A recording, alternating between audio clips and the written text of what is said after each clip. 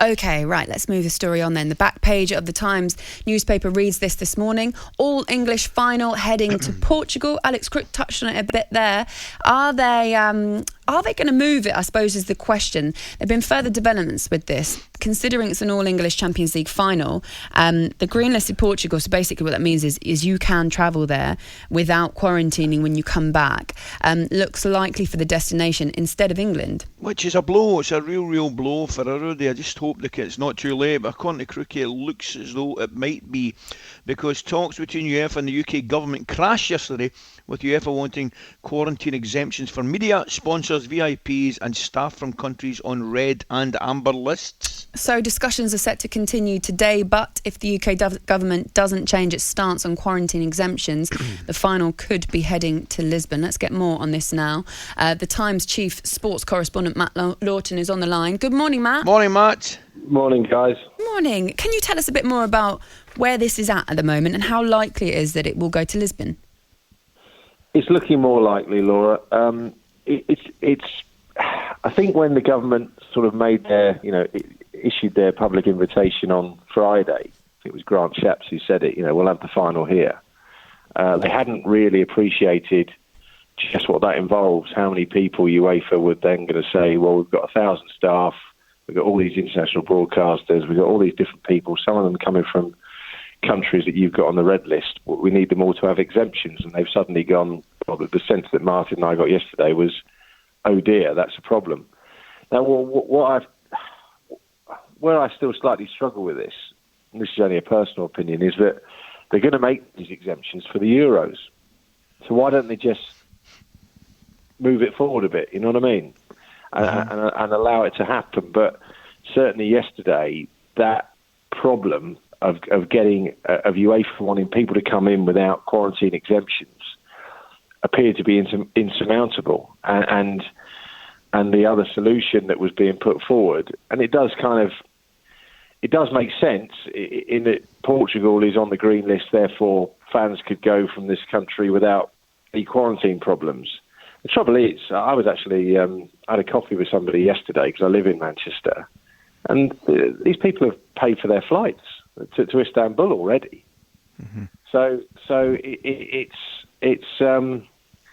it's problematic. It's going to continue today. I think the smart money says it's now going to Portugal, but you never know. The government might go, come on now, we've got to make this happen. Let's get this game on and provide the UEFA with those exemptions. But certainly by the end of play yesterday, they weren't prepared to. I was going to say to you, Matt, in that respect, I clearly hope it gets played in this country. How bad or how good would it look for the government if the game didn't go ahead? I'm guessing there'd be a train of thought from some people, well, they're quite right, we can't make exemptions here. Although I would imagine the majority, certainly of the footballing world, might think, well, surely they could have sat down around the table and worked something out, as you say, with the Euros coming up very, very soon. Yeah, look, I think when COVID-19 is the main issue that is stopping you doing something, I don't think that makes anyone look bad. But at the same time, what we are then talking about is, the whole point with Istanbul being a problem, not just about the fact that the country is still in lockdown and is on the red list. It's about that movement of up to 12,000 people that really we'd rather avoid. You know what I mean? All these people getting on aeroplanes, and we think there will be 12,000 fans across the two clubs that will travel. So you're back to that, aren't you? You're back to 12,000 people getting on planes, albeit now to Portugal. Yeah. It's not. None of it is ideal. There's not a perfect solution to any of this.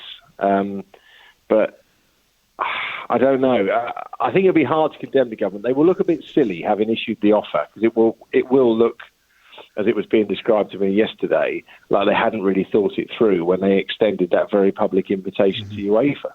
What's the deadline? Do we know if there's a cut-off when this has to be decided? Because, like you say, people are going to have to cancel flights, rearrange flights, try and get tickets. Media will have to change everything that they're doing as well. So it's a big operation, isn't it?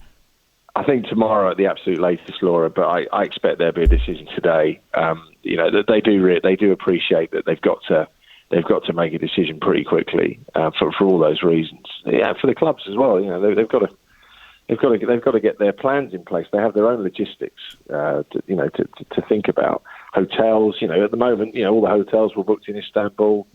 It is a logistical nightmare, but these are the times we live in, and they've got to adapt. But no, UEFA ultimately do want supporters there, and the Istanbul situation was the one thing we are certain of is it won't be in Istanbul. But it's just which alternative ends up being the more practical. Matt, have they done anything in terms of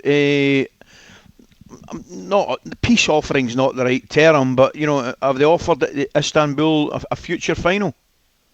Yeah, that's supposed to now be scheduled for 2024. Like, you've got to have some sympathy to them.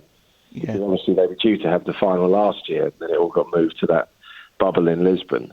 Having said that, if I was the sort of Turkish football authorities, I'd be quite pleased that you're being pushed back, because at least when you finally do get it on, touch wood, we don't have another one of these pandemics in the next couple of years, and they're going to have a proper game with proper fans. So, and having been there in 2005, I know how good it can be out there. Everything's being moved back.